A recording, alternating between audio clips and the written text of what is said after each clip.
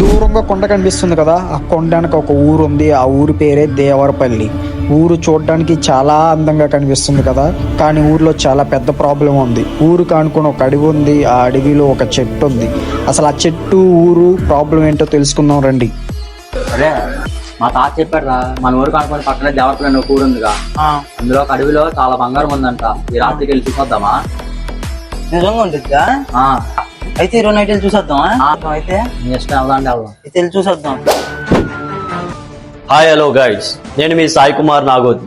మన ఇన్స్టాగ్రామ్ అలాగే యూట్యూబ్ పేజ్కి స్వాగతం సుస్వాగతం.